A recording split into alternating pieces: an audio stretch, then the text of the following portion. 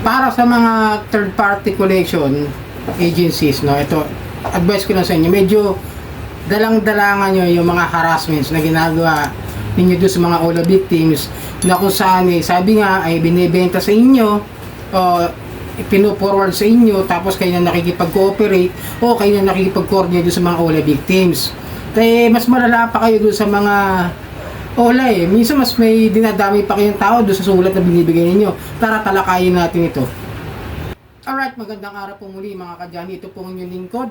At bago natin simulan ay maglalambing lang po muna ako sa inyo na paki-follow po ang aking mga social media account ng Facebook, TikTok at itong aking YouTube channel. Paki-like na rin po, share, hit nyo na yung notification bell para updated po kayo sa mga videos na ginagawa natin dito about sa usapang online lending app. So yun nga mga kadyani, isang third party collection na ito lang this month lang, no, nakita ko lang ito sa isang post do sa isang OLA victims Facebook page, pinpublic, pero nakatakip naman yung pangalan ng tao at tatakpan din natin yung pangalan ng third party collection. Pero itong OLA na ito nasa social media nasa website hindi siya, wala siyang OLA apps, okay? Ano siya, si Pinbro. Bali, yung third party, yung nagpadala, linawin natin yung third party collection na nagpadala ng demand letter doon sa victim, na kung saan papakita ko sa inyo yung buod ng konteksto nung kanilang pinadala doon sa OLA victim na sulat, na demand letter daw sa kanila yung ganitong klase ng sistema. So, basahin ko sa inyo. For your serious consideration and guidance, the final and last demand you have received for the payment of your due and demandable obligation to Pinbro has been unjustifiably ignored and disregarded despite your receipt thereof. In view thereof, our client has instructed us to file the criminal case for violation of Article 315 from the Revised Penal Code with breach of contract for collection of sum of money in Metropolitan Trial Court of Quezon City. As you well know, the filing of these cases will cause you embarrassment and you will require to pay accrued interest, penalties, charges, and legal fees. Your spouse, if married, shall be included as mandatory party dependent under Rule 2, Section 4 of the New Rules of Court. Hindi ko lang kung ano pinagsasabi nito na litigation department will now proceed in the preparation of all documents and evidence to be presented in court by next week. Ano ba yung next week? Kung April 9. Holy Week? This week ba yan? Ang tindi nyo.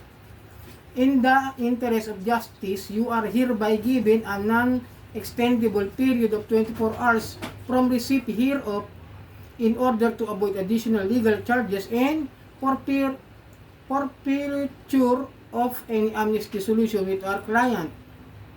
We strongly advise that you attend this problem because once the case is filed, your NBI clearances will contain such derogatory record for the rest of your life. Not to mention the fines and penalties you will be facing if convicted in court. We shall wait your call within 24 hours. A recovery officer shall be waiting for your call. Collection agency. Ang tindi nyo. Ayusin nyo lang, advice ko sa inyo mga collection agency, third party collection, no. Advice ko sa inyo, mainit din kayo sa Senado. Tandaan nyo yan, ha.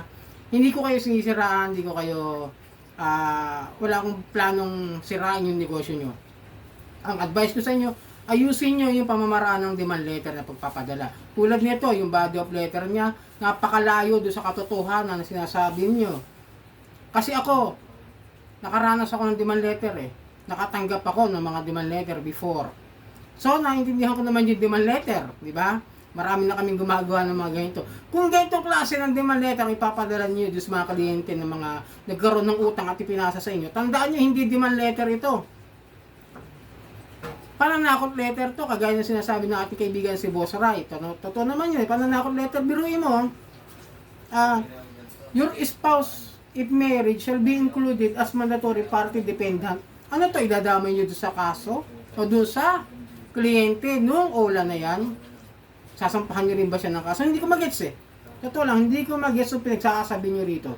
At sinasabi nyo na ito nga ay papailan nyo, sabi kasi ng kliyente nyo si Pinbro, sabi daw ng kliyente ng Pinbro na magpapail kayo ng Article 315 for the revised penal code. Eh, syempre alam natin kung ano yung Article 315, estafa o fraud, di ba? Napatunayan nyo na ba? Napatunayan nyo na ba na nag-fraud yung tao? Magkano ba yung utang na ito? Natinignan ko, 5,557. My God! O sige, sabihin natin kahit maliit, basta may halong panluloko at may kasama pandaraya doon sa pag-apply niya ng loan, papasok talaga sa estafa o fraud.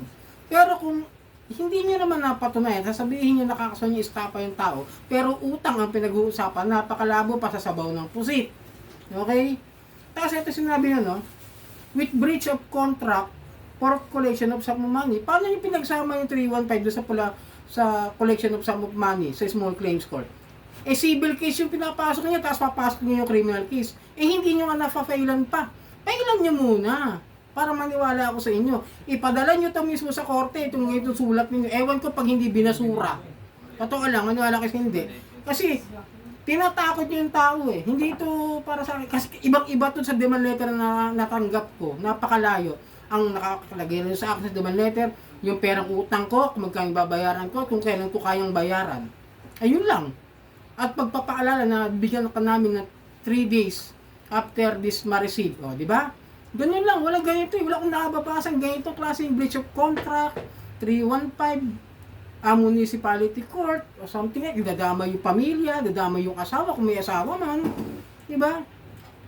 Tapos itong our litigation department will now proceed the preparation of documents, evidences, through present in court by next week. Eh, ano ngayon? Di ba? Holy Week eh. Siguradong ng korte eh. Siguradong yung 3 araw na natitira sa inyo, hahabulin nyo pa yan. Tapos, Huwebes na, wala na. Eh, paano nyo muna para maniwala ako sa inyo? Tapos patunayan nyo, pag nakita ko nag-post ito, ay maniwala ako. Pero, I doubt na pakikinggan kayo ng korte about this matter, no? Pagkatapos, ano itong sinasabi nyo? We strongly advise that you attend this problem because once the case is filed, your NBI clearance will contain such derogatory record for the rest of your life. Paano naging derogatory record sa NBI kung hindi naman criminal case ang isinampan yung kaso o yung isasampan yung kaso? Diba? Civil case tayo. Please lang, gamitin niyo yung utak niyo sa paggamit ng tamang konteksto. Halatang hindi kayo eh. Halatang wala kayong legal office. Hindi ko alam kung saan nyo pinupulot yung mga ganitong klase ng mga pagsusulat. Talagang wala kayong mga abogadong humahak sa inyo. Parang libre lang naman sigurong o kaya mababa lang yung babayaran sa mga law firm para panotaryo magbigay ng bayad doon sa pagpapagawa ng demand letter. Siguro mura lang naman yun, no? Diba? Kasi company naman kayo, kaya nyo gastosan yan eh. Kilala naman to si Pinbro. At kilala rin naman kayo. Ayoko lang muna banggitin dito, sa totoo lang, no? Pero hindi ko kayo sinisiraan. Pinapaalalahan ko kayo, tulungan ko pa nga kayo na ayusin nyo yung pamamaraan nyo ng paniningil. Pagkatapos, and if you will be facing if convicted in court. Paano na ako convict? Utang na itong pinag-uusapan. Hindi naman estafa case, hindi naman criminal case itong ipa-file nyo. Nasaan yung 315 nasa taas? Eh di ba't may utang? Utang yung sinisingin ninyo eh. Patunayan nyo muna yung criminal case na ginawa, yung estafa. Iba kasing kaso yun eh. Unahin nyo muna yung paniningil ng utang. Kapag hindi dumalo, kung talagang kaya nyo humarap sa korte, harapin nyo yung tao. Diba? Doon yung file ng kaso sa korte. Pwede naman. Pero kung papasukan nyo kagad ng criminal case na hindi nyo naman napapatunayan, that's against the demand letter na nabasa ko rito. Okay? Yun lang po masasabi ko.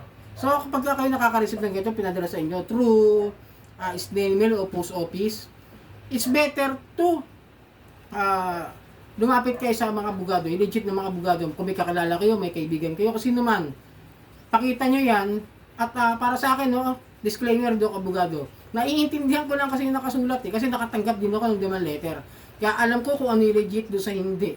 Pero dahil sa ganito, tapos wala man na nakalagay na pagbibigay niya ng extension or other legal matter to have a legal settlement about that, wala akong makitang demand letter na nakasulat, kundi pananakot, nakakasuhan, pananakot na magkakaroon ng record sa NBI, pananakot na idadama yung asawa. Yun lang po nakikita ko sa demand letter na sinasabi, demand letter daw. So sana nakatulong ang video ito. Muli maglalambing ako sa inyo na paki-follow po ang aking mga social media account, Facebook, TikTok at itong aking YouTube channel. Maraming po salamat at hanggang sa muli.